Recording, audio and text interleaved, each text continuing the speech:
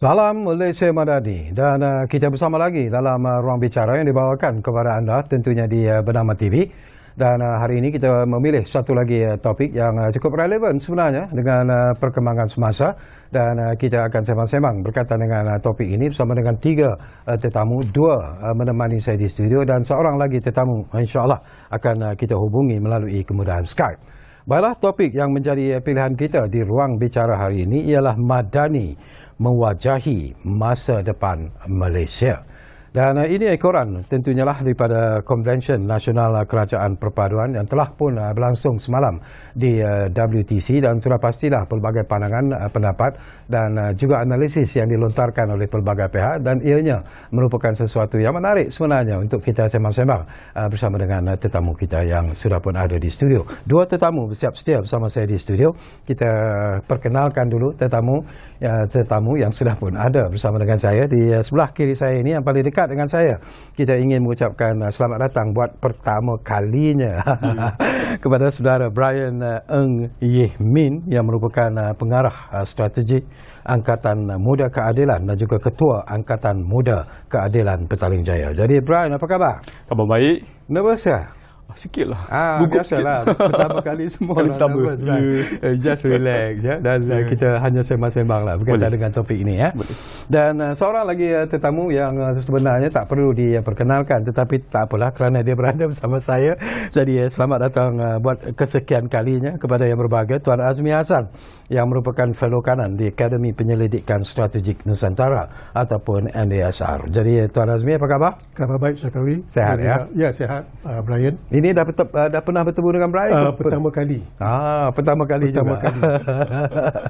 Dan seperti yang saya katakan, kita juga insya-Allah akan hubungi seorang lagi tetamu melalui kemudahan Skype. Siapa lagi kalau bukan yang berbahagia Encik Mujibu Abdul Muiz yang merupakan pensyarah kanan Sains Politik di Fakulti Sains Pentadbiran dan Pengajian Polisi UiTM. Assalamualaikum Mujibu. Salam Tok Syakawi.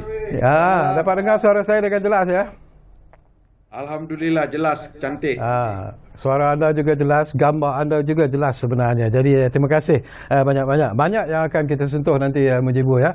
Tapi sebelum itu saya juga ingin ingatkan kepada anda yang mungkin bersama kami di ruang bicara ini, jangan lupa seperti biasalah kami juga ingin mendapatkan pandangan dan juga komen anda berkaitan dengan isu yang kita pilih hari ini. Jadi seperti biasalah cuma dua talian yang kami sediakan berbeza kerana kita bersiaran dari studio yang berbeza daripada ruang bicara sebelum ini.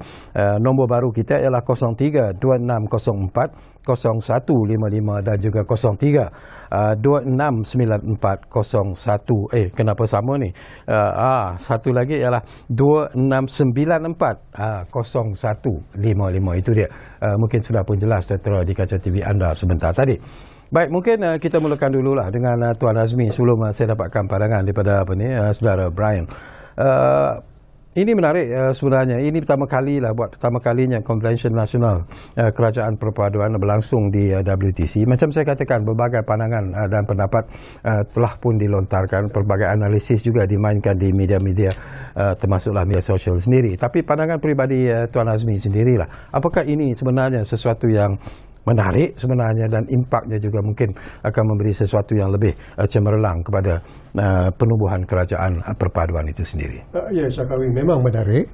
Kerana mana sangka ya Brian, Anthony Locke boleh berucap di depan podium Dewan Merdeka. Dan mana sangka juga saya semalam bersama-sama dengan YB Hanayo. Mana sangka. Jadi itu dia katakan perkara yang tidak disangka telah berlaku. Dan apa yang dipamerkan oleh kepimpinan tertinggi semua entiti 19 parti itu, memang terdapat keserasian. Memang mahu bertolak ansur, memang mahu menjadikan kerajaan perpaduan itu satu kenyataan, bukan untuk besok tapi penggal sehingga akhir hayat penggal. Itu hasrat mereka dan mereka telah pamerkan. Tapi isunya adalah akar umbi. Orang di bawah. Adakah mereka boleh menerima? Boleh menerima Datuk Seri Anwar berada di Dewan Merdeka, ataupun Anthony Lok sekali, ataupun Gobind Singh sekali berada di sana. Memanglah saya pun merasa canggung berdepan dengan YB Hanayo kerana pertama kali, kerana orang kata saya Azmi Hassan tu warna darah dia biru pekat. Saya harap Brian pun fahamlah. Tapi itulah hakikatnya. Kerajaan perpaduan, kita sepatutnya menerima, tetapi bila cakap pasal kita tu, yang saya risau adalah akar umbi di bawah itu. Adakah mereka menerima seperti mana kepimpinan tertinggi? Jadi itu yang menjadi masalahnya, Syakari. Nanti kita akan sentuh tentang isu itu. Itu bagi saya cukup menarik sebenarnya. Tapi ialah Brian selaku pengarah strategi Angkatan Muda Keadilan dan juga Ketua Angkatan Muda Keadilan Petaling Jaya. Mungkin ini pertama kalilah. Kita tahu bahawa dulu di AP, kalau kita bercakap dengan UMNO misalnya, itu macam musuh ketat lah ya. Tapi tiba-tiba boleh duduk sekali macam apa ni Tuan Azmi sebutlah, duduk semeja, boleh bersembang, boleh berucap dan sebagainya. Jadi apakah Brian melihat bahawa itu satu indikasi bahawa semangat perpaduan di kalangan 19 anggota ataupun 19 parti yang bergabung dalam kerajaan perpaduan itu begitu kuat, begitu teguh sebenarnya? Ya. Okay. Bagi saya rasa ini adalah susulan daripada situasi di negara ini di mana ekonomi yang tidak baik. Nampaknya kita kena menyelamatkan negara ini. Ya, saya rasa kita semua ada satu hala tuju yang sama. Semua 19 parti ini, pemimpin ini berasa ini adalah hala tuju yang sama. Kita kena selamatkan negara ini, kita kena selamatkan rakyat yang ada di negara ini. Selepas sekian lama kita terbelenggu dalam situasi COVID-19 dan juga ketirisan perbelanjaan yang dilakukan oleh pentadbiran sebelum ini. Ya, saya rasa semua parti, pemimpin parti berasa ini adalah satu misi yang kita kena capai, dan ini adalah hala tuju untuk jangka masa panjang. Sebab tu kita boleh bersama. So saya rasa itu tidak terjadilah apa-apa kesangsian di antara kita. Penerimaan daripada ahli-ahli keadilan sendiri bagaimana, Brian? Pada mulanya mestilah ada member yang tidak suka, yang kita terasa macam shock, ya, terpegun dengan apa yang berlaku, kerana selama ini kita berlawan, ya, sampai hari terakhir pilihan raya saya masih berucap di dalam ceramah melawan dengan kawan baru kita. So memang bukan senang untuk kita menyesuaikan diri, tetapi pada masa yang sama sudah 6 bulan.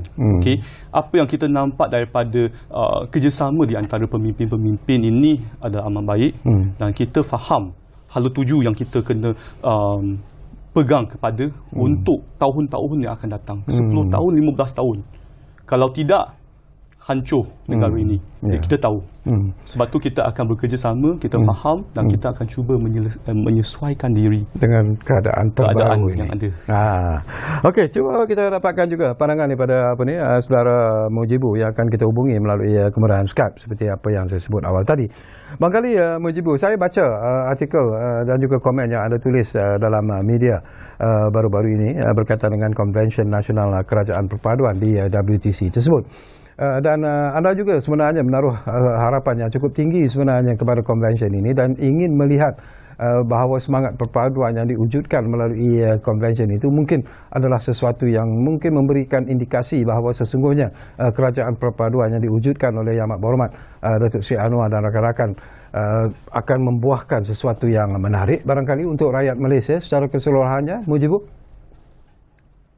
Ya, benar Tok Syukawi, ya. Ini memang satu kerajaan yang wujud dan dia perlu untuk diberjayakan oleh semua pihak yang membentuk kerajaan perpaduan. Memandangkan kita tidak ada pilihan daripada perspektif politik. Kalau kita ambil daripada hasil politik angka yang dicernakan dalam pilihan raya umum yang lalu, maka kita tidak akan memiliki mana-mana kerajaan yang boleh dibentuk berdasarkan majoriti 2/3, lantas atas titah istana dan kebijaksanaan tuanku yang membolehkan satu perundingan di peringkat akar umbi dan sudah tentu bagi memperoleh majoriti yang diperlukan itu. Jadi mau tidak mau kerajaan ini perlu wujud. Sementara pula kita juga sudah menyaksikan bagaimana isu kerajaan yang dibentuk berdasarkan persefahaman dan kerjasama tanpa majoriti ini sudah ada dua kerajaan yang nampaknya tidak berjaya untuk dipertahankan. Jadi justru itu kita dalam konteks tidak ada pilihan dan sudah tentulah kita juga mesti memberi peluang kepada kerajaan ini sebolehnya dipertahankan sehingga habis mandat, kerana kita faham ini adalah satu kerajaan perpaduan dan sudah tentulah isu-isu yang berkaitan dengan sensitiviti politik, status quo dan sebagainya itu perlu diselesaikan di peringkat parti masing-masing, dan convention itu sepatutnya digunakan sebagai hal itu, walaupun daripada satu sisi saya masih lagi melihat bahawa convention yang berlaku semalam itu hanya untuk memberikan satu optical persepsi optik, ya, memandangkan pilihan raya sudah semakin 6 pilihan raya negeri itu sudah semakin hampir, jadi ini juga barangkali sebagai satu show bagi memperlihatkan kepada rakyat bahawa kerajaan perpaduan sedang membentuk satu kekuatan dan keserasian di mana ini penting bagi membolehkan mereka sebagai sebuah gabungan dalam pakatan baharu yang membentuk kerajaan itu benar-benar bekerja untuk memberikan kesejahteraan dan juga meneruskan apa juga agenda yang diperlukan bagi membawa negara ini ke hadapan. Jadi dari satu segi kita rasa ini perspektif-perspektif yang dibawa dalam convention tersebut, tapi dalam masa yang sama juga ia perlu dilakukan bagi membolehkan kerajaan perpaduan ini bertahan sehingga habis mandat. Okey, saya juga nak dapat pandangan Tuan Azmi Hassan tadi menyentuh tentang mungkin di kalangan kepimpinan 19 parti yang bergabung dalam kerajaan perpaduan itu seolah-olah dilihat tidak ada masalah sebenarnya. Masing-masing boleh menerima dengan hati yang terbuka, dengan semangat yang baru dan sebagainya. Tetapi Tuan Azmi tadi menyentuh tentang penerimaan akar umbi itu sendiri. Barangkali kita ambil satu contoh yang jelas, bila ahli-ahli UMNO khususnya lah apabila mengambil keputusan untuk bersama-sama dengan dalam kerajaan perpaduan ini, ada yang merasa tidak puas hati, ada yang merasa tidak setuju dan sebagainya. Tetapi setelah mendengar apa yang dilontarkan oleh pemimpin-pemimpin parti-parti yang berada dalam kerajaan perpaduan ini, termasuklah kepimpinan UMNO sendiri, apakah Tuan Azmi merasakan bahawa mungkin selepas ini perasaan mereka berubah, cita rasa mereka berubah dan akhirnya mereka boleh menerima perubahan untuk bersama-sama dalam kerajaan perpaduan? Mungkin sukar sedikit kerana keserasian, kestabilan, persefahaman seperti kata oleh Mujibur tadi adalah di peringkat tertinggi. Itu tak dapat dinafikan. Di peringkat tertinggi mereka memahami mereka perlu bekerjasama. Walaupun terpaksa, itu terpaksa dilakukan seperti kata Brian tadi. Dia masalahnya di bawah. Kalau kita lihat kerajaan Melaka lah, ada dua-dua ada Pakatan Harapan, ada Barisan Nasional dalam kerajaan, Exco, Timbalan Exco, tak ada masalah.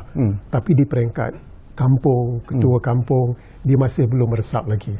Dan ini menunjukkan bahawa akar umbi itu belum boleh menerima. Terutama sekali apa disebut Tok Syakawi ni daripada ahli UMNO. Mereka belum dapat menerima. Kan Brian, DAP adalah DAP. Malah PKR pun sukar ahli UMNO untuk menerimanya. Itu hakikatnya. Jadi bagi saya, kerja Brian daripada Parti Keadilan, strategi komunikasi strategi adalah untuk menurunkan apa yang berlaku dalam convention itu ke peringkat akar umbi supaya mereka memahaminya. Saya bagi analogi lah Brian. Bila Bank Negara naikkan OPR,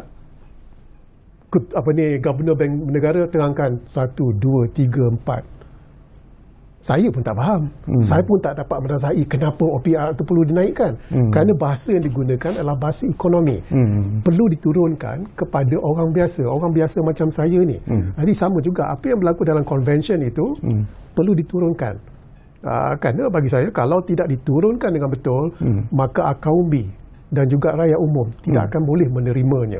Sehingga kini mereka akan tetap melaungkan orang UMNO, no Anwar, no DAP umpamanya. Jadi begitu pentinglah. Tapi Brian, Tok Syakawi, masalah yang kita hadapi ni sekarang ni jiran kita di utara, Thailand. Masing-masing tak dapat. Jadi kita lihat bagaimana apa yang akan berlaku. Jadi kita alhamdulillah lah yang Di-Pertuan Agong telah bertitah bagi dia mau ini dan telah dilunaskan oleh umpamanya Pakatan Harapan dan 18 parti yang lain. Jadi umpamanya adalah macam mana nak yakinkan orang di bawah. Dan itu untuk Syakari kerja macam orang Brian. Itu yang saya nak tanya Brian sebenarnya sebentar lagi. Tapi saya ingatkan lagi kepada anda dua talian yang kami sediakan kepada anda untuk membolehkan anda berkongsi pandangan dan juga pendapat berkaitan dengan isu ini. Saya ulangi lagi 03-2604-0155 dan juga 03-2694-0155. Baik, ini menarik daripada apa yang disebut oleh Tuan Azmi Hassan sebentar tadi Brian. Nak mempengaruhi golongan akar umbi itu bukanlah mudah sebenarnya, kerana mereka mungkin ada pandangan yang berbeza, mereka ada semangat yang berbeza dan sebagainya. Mungkin dalam keadilan tidak ada masalah kerana ialah Datuk Seri Anwar telah pun diangkat sebagai Perdana Menteri, tetapi macam mana nak seperti apa yang Tuan Azmi cadang tadi, apa yang perlu dilakukan dalam usaha untuk menjamin bahawa akar umbi juga akan menyokong kewujudan kerajaan perpaduan ini? Perkara pertama ialah memang susah untuk akar umbi menerima dalam tempoh masa yang pendek. Tapi saya rasa ada sebahagian besar sudah semakin boleh menerima, menyesuaikan diri seperti saya semalam di dewan tersebut. Tiba-tiba saya rasa okey je. Saya rasa saya sudah sesuaikan diri, tetapi untuk akar umbi lebih susah. Yang itu saya tidak nafikan, tetapi apa yang saya pendapat saya kita boleh buat ialah untuk mensalurkan maklumat dan memberikan satu tempat di mana akar umbi di antara parti-parti ini boleh bekerjasama. Seperti semasa Hari Raya, untuk majlis Hari Raya kita menjumputlah pemimpin-pemimpin tempatan daripada UMNO, daripada Barisan Nasional, daripada parti lain untuk bersama kita. Yang itu adalah antara lain benda yang kita lakukan pada masa yang sama. Ini adalah satu proses. Dia bukan satu benda yang akan berlaku tiba-tiba. So pada masa yang sama, apa yang akar umbi akan meneliti ialah sama ada pemimpin-pemimpin daripada parti lain adalah mencerminkan satu serasi dengan apa yang kita percaya. Keikhlasan juga penting. Ya, betul. Okey, barangkali Mujibu, saya percaya anda juga ada pandangan tersendiri lah bila kita bercakap tentang sokongan daripada akar umbi terhadap kewujudan kerajaan perpaduan ini. Dan kalau kita lihat daripada rumah terbuka yang dianjurkan oleh kerajaan perpaduan setakat ini mendapat sambutan yang cukup hebat. Berpuluh-puluh ribu orang datang untuk menghadiri rumah-rumah terbuka yang diadakan di beberapa buah negeri khususnya. Jadi apakah itu boleh diletakkan sebagai indikasi penerimaan rakyat terhadap kewujudan kerajaan perpaduan ini? Pandangan Mujibu. Ini satu soalan yang bagi saya terlalu klise kerana kalau kita mengambil kira sambutan rumah terbuka dan dikaitkan dengan sokongan ataupun sambutan terhadap kerajaan perpaduan ataupun mungkin kita kata mengukur populariti Perdana Menteri itu barangkali terlampau statik lah bagi saya memandangkan pada hari raya ini kita kena ingat yang datang tu keluarga. Mungkin juga ada yang membawa, jadi numbers itu mungkin tidak diterjemahkan dalam konteks undi dan sebagainya. Namun begitu dari satu sisi dia memberikan persepsi yang baik bahawa kehadiran ramai itu sambutan yang meriah begitu tu menandakan bahawa rakyat memang tidak ada masalah dengan isu-isu sebagai contoh Perdana Menteri kita Anwar Ibrahim dan sebagainya itu mungkin tidak ada masalah daripada penerimaan rakyat. Namun begitu saya suka menyentuh isu yang berkaitan dengan kesukaran bagi kerajaan perpaduan itu untuk meyakinkan akar umbi masing-masing. Ada dua perspektif yang saya lihat kenapa ianya masih lagi sukar. Satu, melihat kepada kerjasama di peringkat elit itu masih lagi gagal untuk diterjemahkan di bawah akar umbi.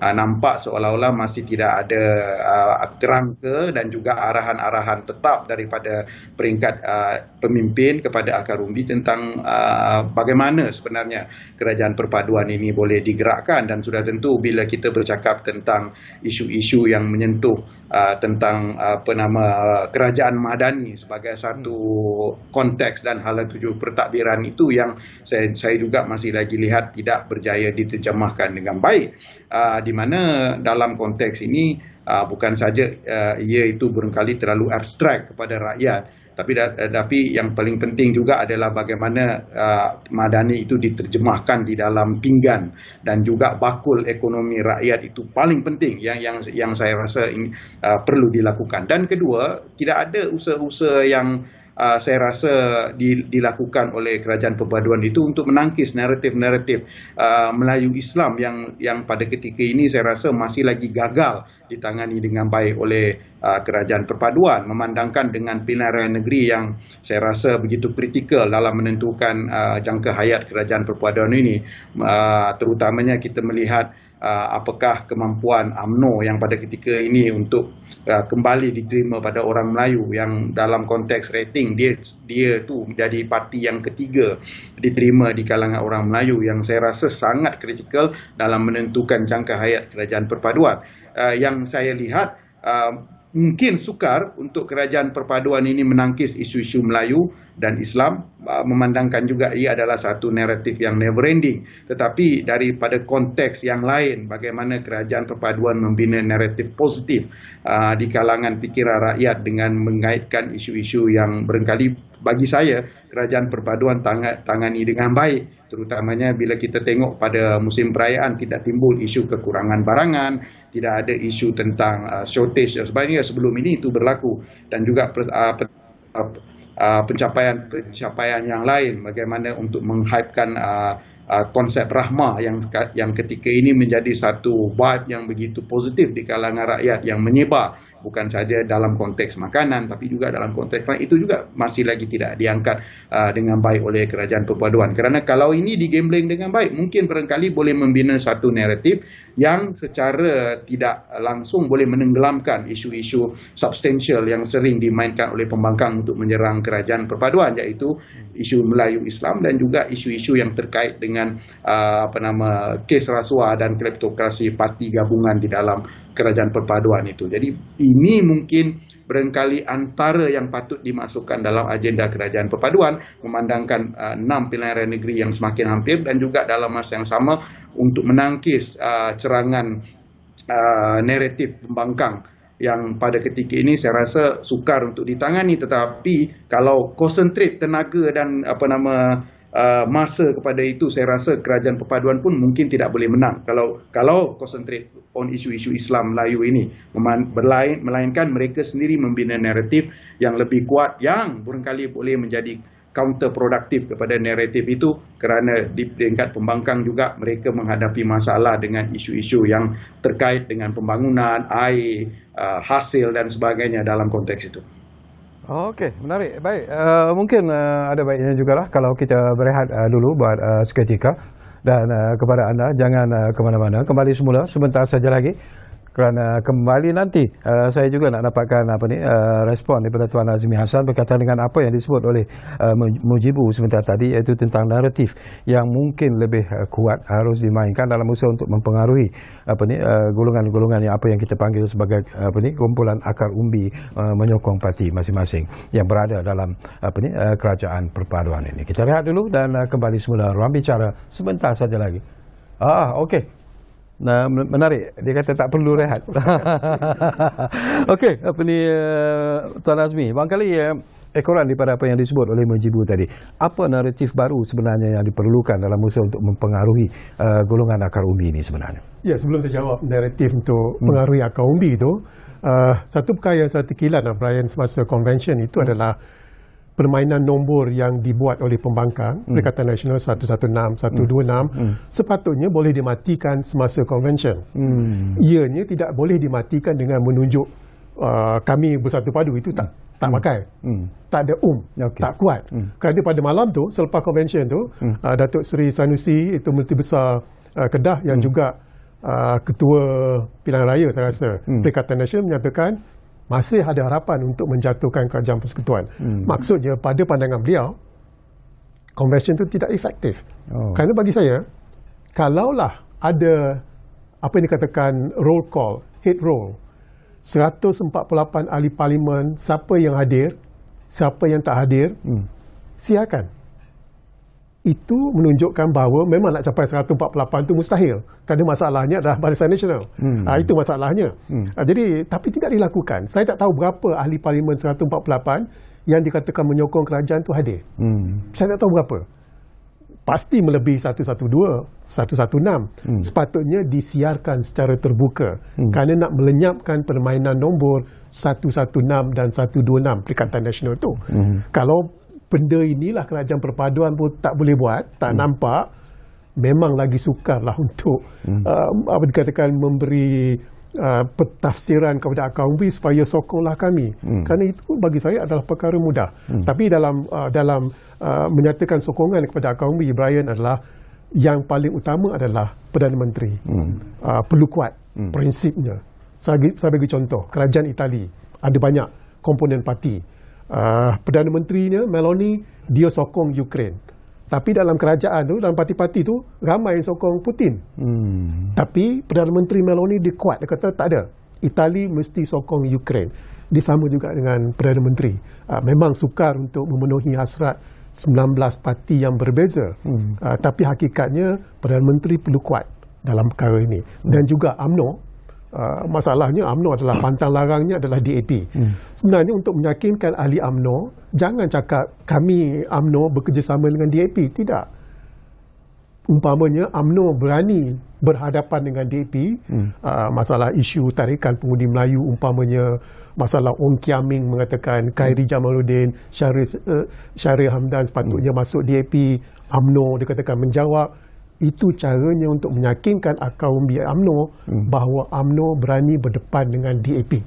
Itu hakikatnya. Dan bagi saya itu pentingnya. Isunya adalah Barisan Nasional, itu UMNO dan juga Perdana Menteri.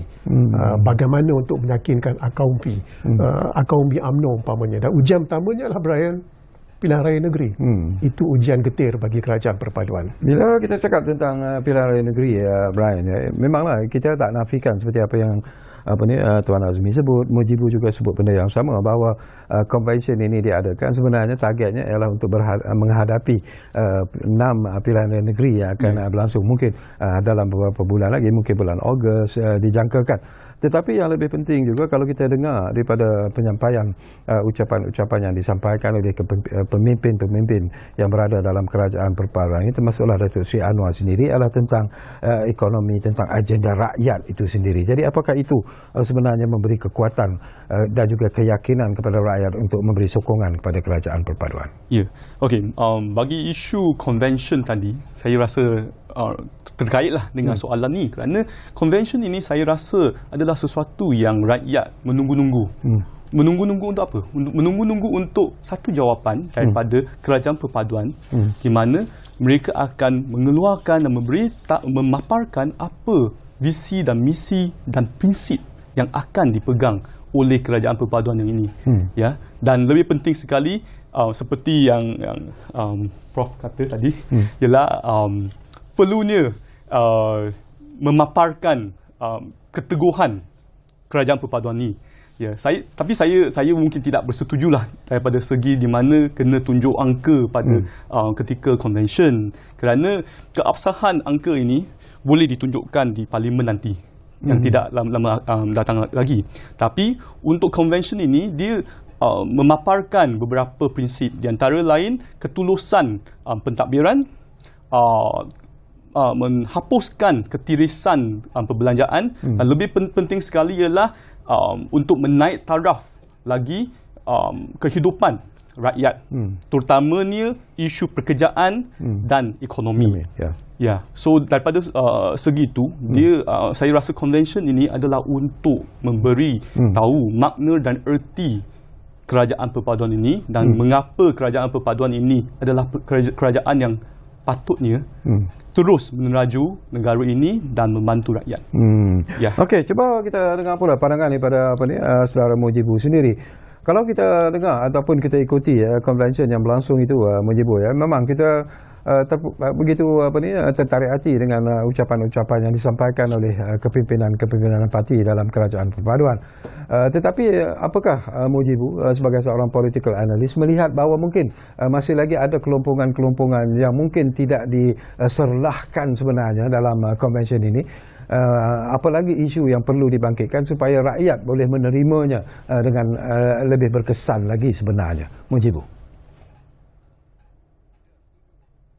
Bukan kita boleh serlahkan segala-galanya dalam satu konvensyen yang bersifat mega begitu. Kerana dalam proses kerajaan perpaduan ini bukan saja untuk membina keserasian, membina keyakinan dan bekerjasama untuk di peringkat seterusnya, terutama bila kita bercakap tentang berhadapan dengan 6 pilihan raya negeri yang saya anggap getir, kerana ini antara perkara yang sering dibincangkan oleh saya sebagai political analyst, tapi juga di kalangan rakan-rakan yang memerhati politik Malaysia dengan dekat, bagaimana hasil keputusan PRN ini barangkali sedikit sebanyak akan berpotensi untuk menjejaskan hala tuju kerajaan perpaduan di masa hadapan. Terutama kita melihat ini dalam konteks UMNO sebagai rakan terpenting dalam konteks pembentukan kerajaan perpaduan, memandangkan isu naratif Melayu ini begitu dekat, dan juga masa depan UMNO dalam konteks sebagai parti Melayu terbesar itu yang semakin tercabar, dan sudah tentu ini sedikit sebanyak akan memberikan dinamika hubungan politik dalaman UMNO yang saya rasa kalau tidak ditangani dengan baik, walaupun dari satu segi mungkin pemilihan parti dan sebagainya itu telah selesai, tapi dinamika sebegini ini akan menggoncangkan UMNO dalam konteks itu. Jadi apa perkara yang perlu diangkat itu sememangnya harus melihat kepada dua perkara yang kita bincangkan sepanjang kita bersiaran ini. Satu, keyakinan akar umbi, kerana sokongan akar umbi ini sangat penting dalam konteks pilihan raya negeri. Setelah kita melihat apa yang berlaku dalam PRN Melaka dan PRN Negeri Johor, parti-parti yang memiliki akar umbi itu jelas memiliki kekuatan tersendiri dalam konteks pilihan raya negeri berbanding dengan pilihan raya umum, kerana naratif pilihan raya negeri dan pilihan umum itu sudah tentu sangat berbeza. Kedua, kita juga harus melihat ini dalam konteks sejauh mana usaha-usaha yang dilakukan sebagai sebuah pakatan, walaupun kita kata ini pakatan yang secara tidak rasmi hanya untuk membentuk kerajaan, yang pada ketika ini saya rasa sangat mencabar, kerana bukan saja perlu untuk meyakinkan akar umbi masing-masing, tetapi yang kedua ini penting, iaitu sejauh mana ini boleh dilihatkan sebagai satu pasukan yang mantap di sebalik pelbagai keraguan yang timbul, apakah keraguan itu muncul daripada perspektif parti, apakah itu keraguan itu muncul daripada perspektif kaum yang melihat, dan sudah tentu dari sudut aspek pencapaian itu sendiri, memandangkan saya rasa dalam konteks hari ini politik kita itu begitu cair, tetapi satu segi naratif politik tentang kesejahteraan rakyat itu yang perlu diangkat, memandangkan isu-isu sebegini itu barangkali akan mampu untuk menenggelamkan sisi politik perkauman yang mungkin selamanya itu sukar untuk kita buang daripada politik Malaysia, dan juga bagaimana penggamblingan hal-hal sebegitu itu barangkali boleh memberikan kesan dan reaksi positif kepada pengundi, terutamanya kita bercakap tentang pengundi-pengundi yang bukan berparti dan kita anggap dia ini adalah pengundi liar yang boleh menukar undi pada masa yang sama. Mereka ini juga mungkin berada di atas pagar memerhati dengan rapat, kerana jelas dalam konteks politik yang bersifat akar umbi itu mereka ini sudah ada pilihannya sendiri dan hanya menunggu pilihan raya saja untuk mencernakan pilihan masing-masing. Tetapi yang kritikal saya rasa dengan pertambahan statistik pengundi muda yang semakin hari semakin bertambah kerana adanya automatic voters registration itu, maka pembesaran pengundi ini masih lagi saya rasa berada di zon kelabu, yang mana setiap parti politik masih mempunyai peluang untuk memancing undi mereka ini. Dan dua perkara perlu dilakukan. Satu, meyakinkan mereka untuk mengundi atas prestasi dan performan masing-masing. Yang kedua, menarik mereka supaya mereka keluar, kerana kita melihat mereka ini walaupun sudah diberikan hak mengundi, tetapi dalam konteks pilihan raya umum dan pilihan raya negeri, statistik keluar mengundi dalam pilihan raya negeri itu sangat rendah. Jadi ini barangkali masih lagi boleh dilakukan oleh kerajaan perpaduan untuk memastikan mereka ini tertarik untuk keluar mengundi. Bagaimana untuk menarik? Sudah tentu untuk menjual naratif-naratif yang dekat dengan mereka, memandangkan kalau naratif ini berjaya, kemungkinan mereka itu mahu untuk keluar mengundi dan memilih parti yang menawarkan sesuatu. Kerana jelas, kalau ini tidak berlaku, pengundi-pengundi atas pagar, pengundi-pengundi luar itu tidak ada semangat untuk balik seperti mana yang berlaku di Melaka dan di Johor, maka kekuatan akar umbi itu menjadi intipati untuk mana-mana parti menang dalam hal itu. Dan kalau hal-hal yang terkait dengan terkait dengan isu-isu akar umbi ini, maka saya rasa Islam Melayu itu menjadi naratif paling kuat untuk menjadi. Dan kalau ini berlaku, UMNO harus main peranan yang terpenting di sini. Dan kalau UMNO gagal, kerajaan perpaduan mungkin berada dalam masalah yang besar untuk memenangi pilihan raya negeri akan datang. Okey.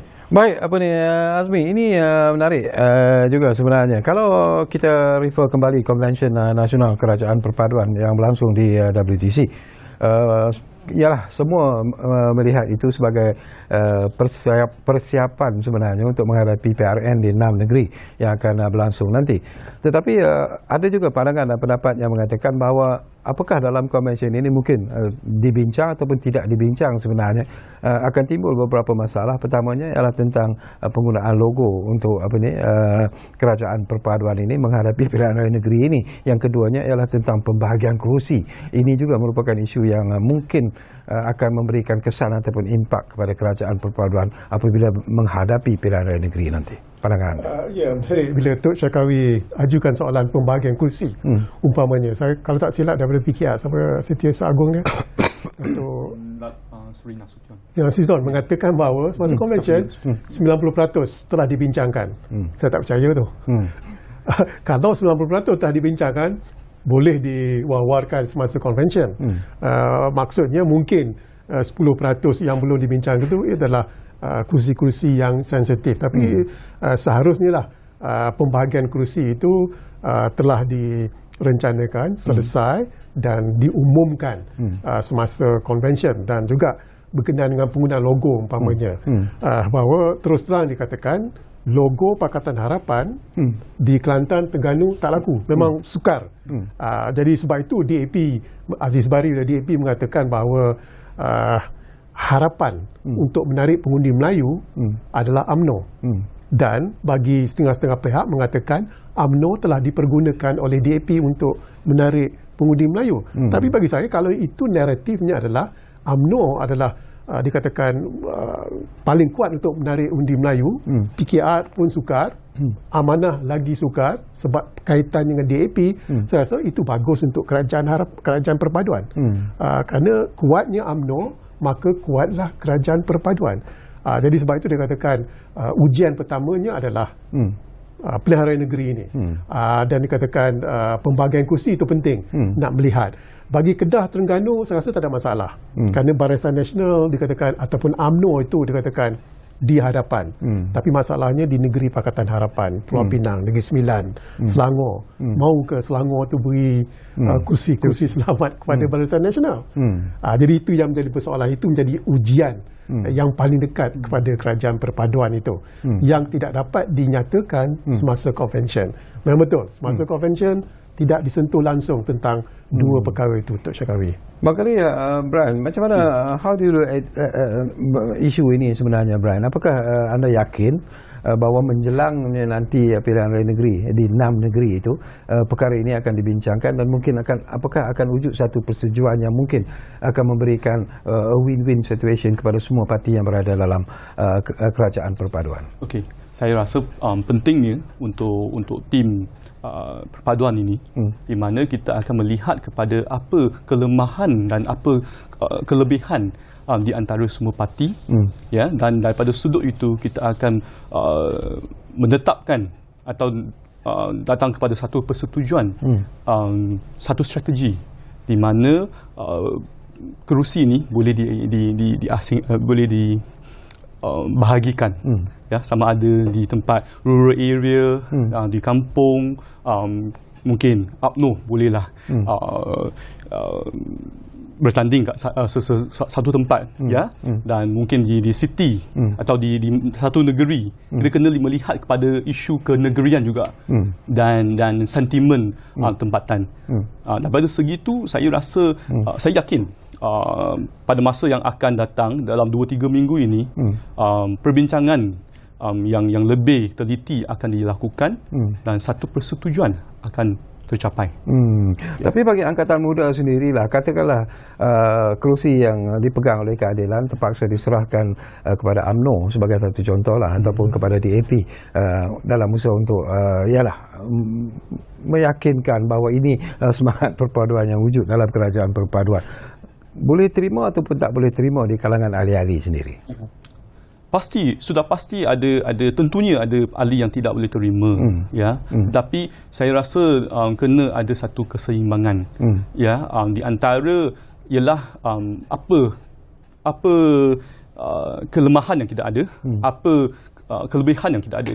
Ya, kalau kita melihat daripada segi itu, untuk memastikan kemenangan yang paling banyak supaya kita boleh terus meneraju negara ini dan memenang paling banyak kerusi di negeri-negeri yang lain dalam PRN ini, saya rasa itu adalah satu toleransi yang kita kena capai pada satu tahap.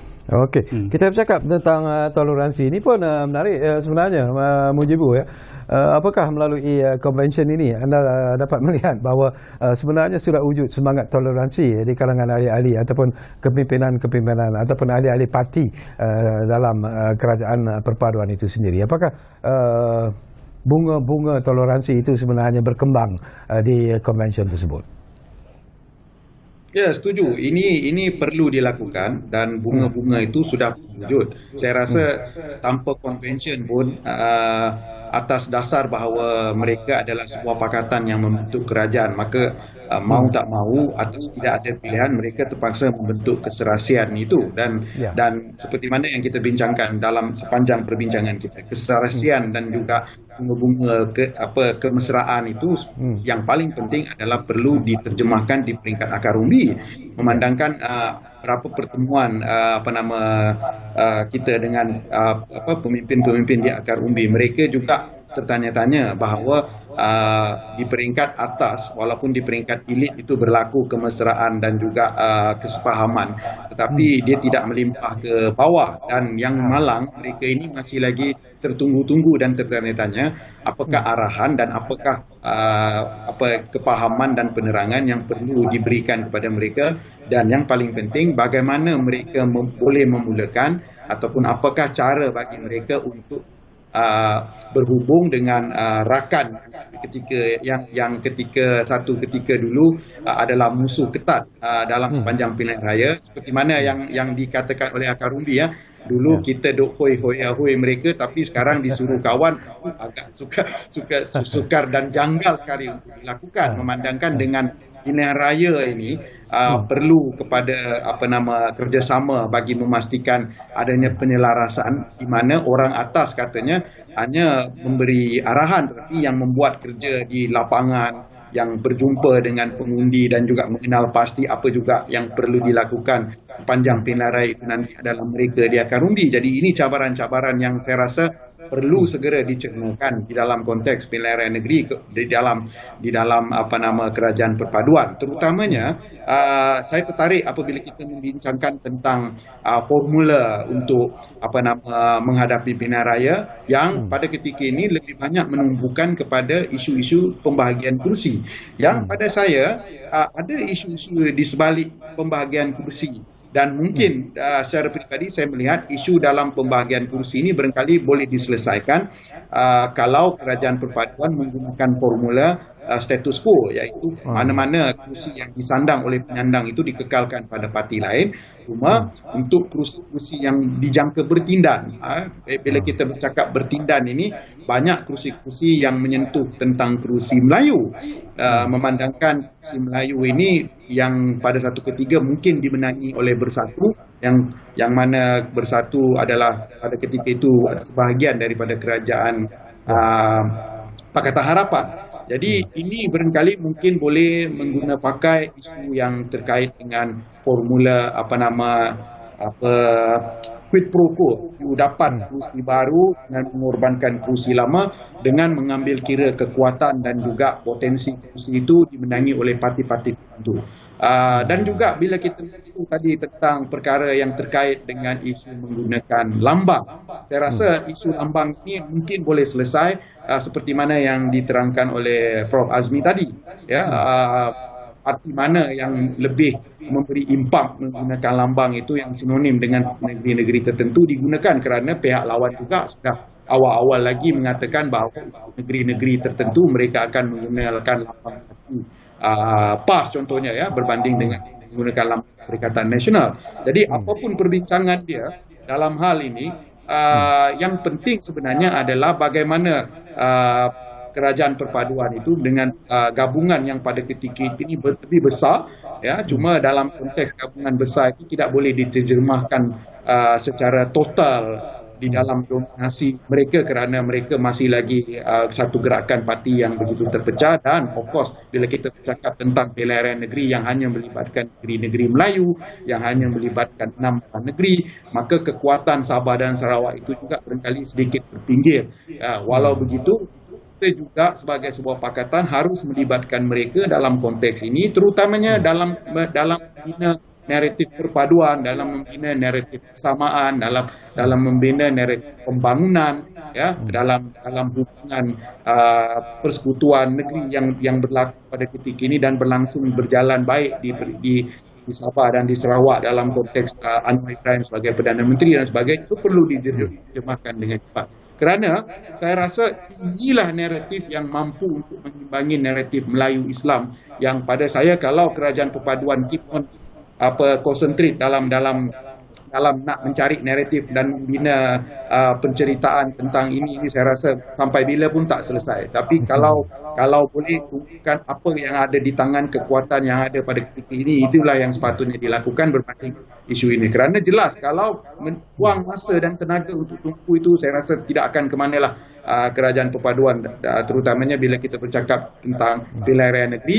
Kerana yang paling penting adalah naratif perpaduan itu perlu diterjemahkan dalam kehendak masyarakat Malaysia yang multiracial dan masyarakat Malaysia yang sebagai sebuah negara membangun. Itu saya rasa kunci kepada hal ini, di mana kerajaan perpaduan perlu menggambarkan satu kerajaan yang terpadu, kerajaan yang sederhana dan yang paling penting progresif, yang sesuai untuk citra Malaysia. Okey, saya juga nak dapat pandangan daripada Tuan Azmi lah.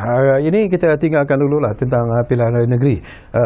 Kita juga nak tumpukan perhatian sebenarnya kepada kepimpinan kerajaan perpaduan sendiri, terutamanya Yang Amat Berhormat Perdana Menteri Datuk Seri Anwar sendiri. Bagaimana Tuan Azmi melihat tentang ketokohan, credibility dan juga mungkin personality Datuk Seri Anwar sendiri?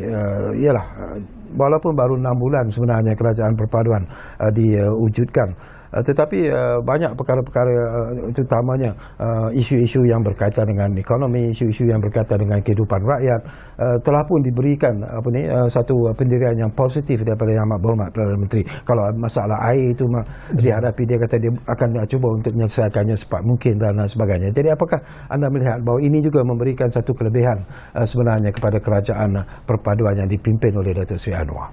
Ya, Brian, saya dengan Tok Syarawi dah lama dah. Dan saya boleh, kalau Tok Syarawi tanya, saya tak nak jawab soalan tu. Tapi sebelum saya jawab soalan tu, nak jawab tentang formula status quo kursi tadi. Ya. Kalau bila Mujibur cakap formula status quo kursi itu, Brian senyum besar. Senyum lebar. Kenapa? Sebab Pakatan Harapan yang untung. Betul tak? Sebab status quo adalah 2018. Dan 2018, kemenangan Pakatan Harapan adalah bersama-sama dengan Bersatu. Jadi tak adil menggunakan status quo. Kerana sekarang Bersatu dah tak ada. Jadi kena tarik 10%, 20% undi tu. Dan UMNO ketika ni lebih kuat dari 2018. Itu formula status quo lah. Saya tak setuju. Tapi berkenaan dengan kepimpinan Datuk Seri Anwar Ibrahim tu penting. Sebab itu dia katakan salah satu faktornya adalah kepimpinan Perdana Menteri itu amat penting. Bila bercakap pasal air tadi, memang bijak bila Datuk Seri Anwar mengatakan bahawa hubungan di antara kerajaan persekutuan dan negeri itu adalah two-way street.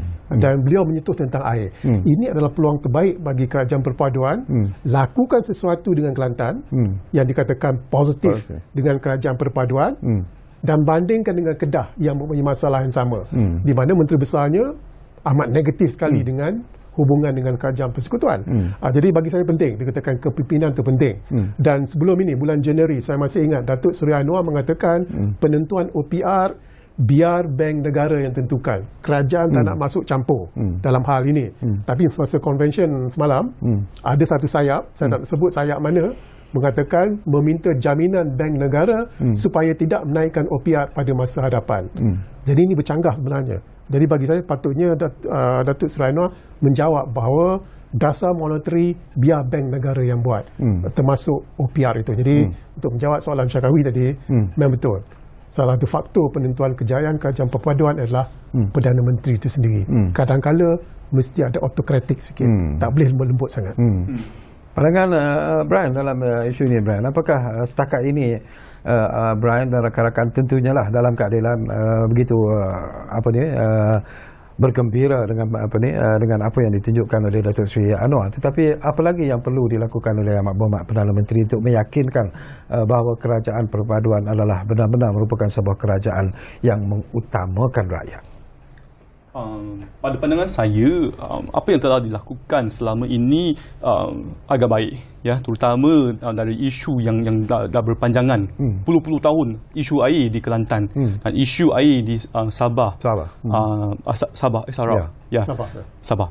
So dan juga isu-isu tentang taraf hidup di Sabah Sarawak dan Malaysia Agreement, ya, 1963. Ini semua agak bagus, dan moving forward saya percaya ada lagi banyak inisiatif yang boleh diambil oleh Datuk Seri. Di antara lain ialah untuk memacu lagi ekonomi kita, kerana potensi ekonomi Malaysia ini kita tak capai untuk 20 tahun ni. Dan saya percaya dalam masa yang pendek dengan kewibawaan Datuk Seri kita boleh capai. Ya. Dan kedua, seperti yang dinyatakan tentang autokratik, saya setuju sebahagian. Memang kadang-kala kita kena mengambil satu pendirian dan mengikut dengan kepercayaan kita untuk melaksanakan apa yang kita percaya. Dan pada masa yang sama, kadang-kadang kita kena juga mendengar daripada luahan akar umbi dan rakyat. So saya rasa itu adalah satu keseimbangan yang kita boleh capai lah. Ya, terima kasih. Okey, kita hampir-hampir di penghujung Mujibu. Tinggal lebih kurang 3 minit saja lagi. Jadi mungkin ada sesuatu yang ingin Mujibu sampaikan, terutamanya lah untuk menjamin bahawa kerajaan perpaduan yang wujud sekarang ini akan kekal lama sebenarnya, walaupun ada suara-suara nakal yang mengatakan bahawa dalam beberapa bulan nanti mungkin kerajaan perpaduan akan tumbang dan sebagainya. Tapi pandangan Mujibu secara peribadi?